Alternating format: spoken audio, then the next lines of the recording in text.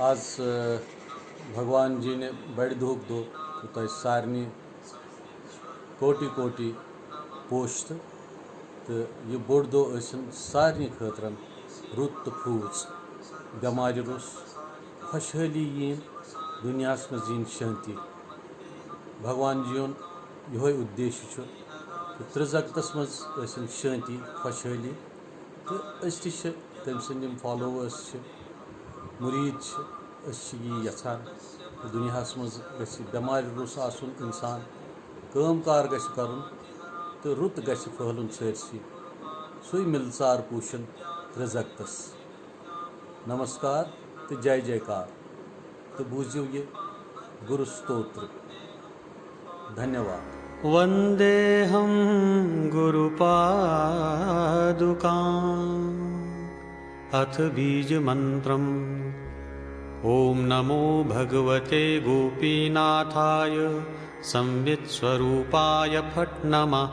ओम महीयसीं महाकारां सर्वसंकल्पसाधिकां शिवसायुज्यदां शान्तां वन्देऽहं गुरुपादुकां।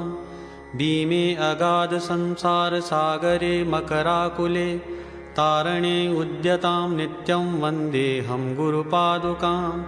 असुफुटस्य मलानस्य हृतपद्मस्य विकासने क्षमामार्तिहरां दिव्यां वन्देऽहं गुरुपादुकाम्।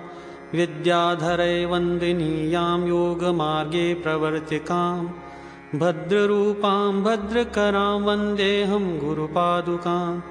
चैतन्यामृतजलधेरुत्पन्नां चन्द्रिकामिव शान्तिदात्रीं सौम्यरूपां वन्देऽहं गुरुपादुकाम्। आधिव्याधिहरां दात्रीं भवत्सम्पत्सुदुर्लभां विश्वोपचारनिरतां वन्देऽहं गुरुपादुकाम्। कालाहिदष्टभ्रष्टस्य प्रपन्नस्य विश्रान्तिदां शिवाख्यां लोकधात्रीं च वन्देऽहं गुरुपादुकाम्। पारिजातसमां पूर्णां सर्वकामफलावहां अनन्यां सुरसेव्यां च वन्देऽहं गुरुपादुकाम्। विष्णुब्रह्मेन्द्रनमितां प्रणवाख्यपदप्रदां शक्तिरूपां स्वस्वरूपां वन्देऽहं गुरुपादुकाम्। स्वसंवेद्यां स्वमार्गस्थां स्वतेजसां निराकुलां अव्ययामकुलां नित्यां वन्देऽहं गुरुपादुकाम्। योगक्षेमङ्करीं हृदयां वराभयधरां प्रियां स्वरूपगोपनव्यग्रां वन्देऽहं गुरुपादुकाम्। सर्वदेवैर्नथ्यमानां रोगशोकापहारिकां भ्राजमानां सदा वेद्यां वन्देऽहं गुरुपादुकाम्।